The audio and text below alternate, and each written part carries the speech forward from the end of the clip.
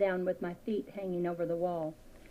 There was just enough moonlight filtering through the fog to eliminate the inky blackness that would have prevailed had not the moon been shining.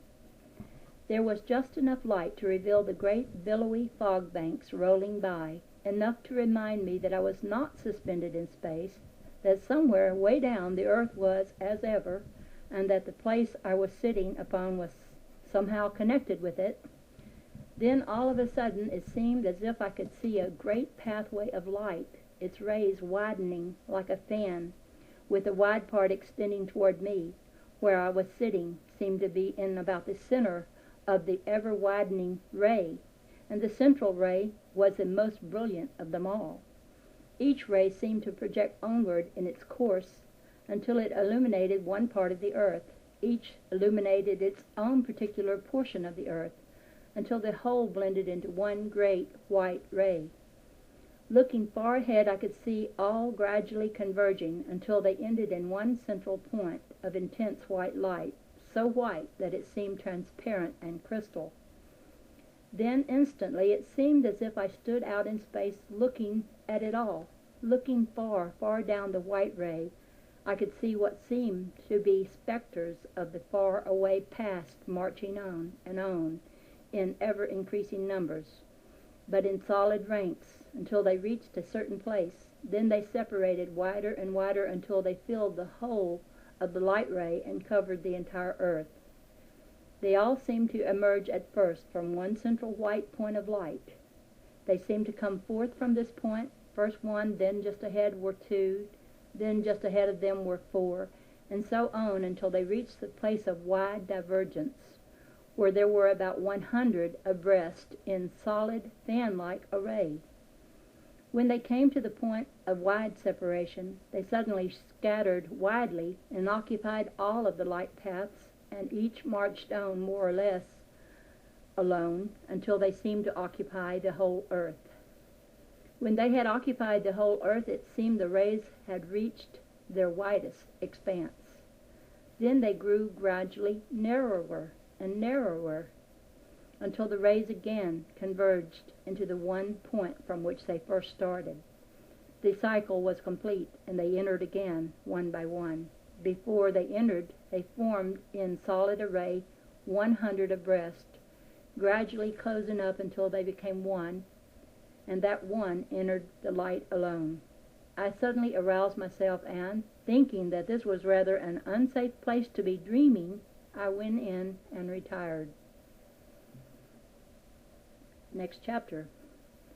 We had asked one of the attendants to call us at the first sign of daybreak, and almost before I knew it, there came a rap at the door. We all bounded out of bed, so eager were we to see the first break of day from our lofty perch. We were dressed in no time and went rushing out on the roof like 3 eager schoolboys. In fact, the noises we made so startled the attendants that they rushed up to see if we were really in our right minds. I suspect the noise the 3 of us made was more noise than had ever disturbed the peaceful quiet of the old temple since the days it was built, and this we learned was more than 10,000 years ago. In fact, it was so old that it looked a part of the rock upon which it rested. When we arrived on the roof, there was no need to ask for quiet. One look, and my 2 associates' eyes and mouth went wide open. I suspect had anyone looked at mine, they would have seen the same. I waited for them to speak. Almost in one breath came the exclamation, "Why, we are surely suspended in mid-air." They said the sensation was exactly like that I had experienced in the other temple.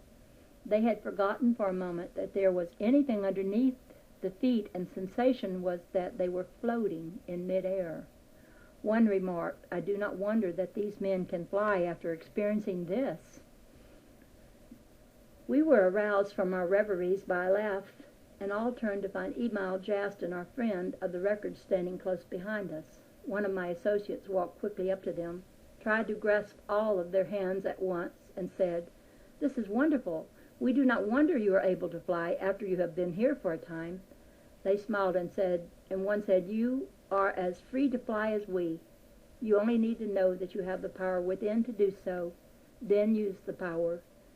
We then turned to the outlook. The fog had lowered and was floating in great billowing waves just high enough so that not a foot of land could be seen anywhere, and the movement of the banks of fog all around gave the sensation that we were being carried on noiseless wings along with the fog. Standing there looking far out, one lost sense of anything underfoot, and it was very difficult to believe that we were not floating in space. As I looked out, it seemed as if my body lost all sense of weight, and that I was actually floating above the roof. I had so far forgotten myself that when one of the party spoke, my feet hit the roof with such force that I felt the effects of the jar for several days. At breakfast that morning, we decided to stay over for 3 days, as we expected to visit only one other place of interest before going on to the appointed meeting place. Upon reading the messages Emal had brought, we learned that our chief's party had visited this temple only 3 days before. After breakfast, we were out and found the fog gradually clearing. We watched it until it cleared entirely and the sun came up. We could see the little village nestled close in under the cliff and the valley far below. Our friends decided to visit the village, and we asked if we might go with them. They laughed and said we could, but they thought we had better use the basket, or we would present a better appearance if we did than if we attempted their mode of travel. So we lowered one by one to the ledge, then down to the little plateau just over the village. No sooner had the one stepped from the basket than our friends were there. We went down, the last one stepped from the basket. We went down to the village and spent the greater part of the day. It was a quaint old place, typical of those mountain districts, with its houses built by digging into the side of the cliff, then closing up the opening with rock walls. There were in all about 20 of these houses. We were told that the houses were built in this manner to keep them from being crushed by the heavy snows in winter. The villagers soon began to gather, and Emal talked to them for a few moments. It was arranged that a meeting should be held the following afternoon, and couriers were sent out to notify those of the neighborhood who wished to attend. We were told that John the Baptist had lived in this village and received instruction in the temple, and that the temple remained the same as when John received his instruction there. We were shown where the house had been torn down. That afternoon, when we returned to the temple, the weather had cleared so that we could see a wide expanse of country, and we were shown the trail that John had used in going to and from the temple and the different villages where he lived. The temple was supposed to have been built and the village established more than 6,000 years before John visited there. We were shown the trail we would take when we departed, and were told the trail had been in use since the temple was built.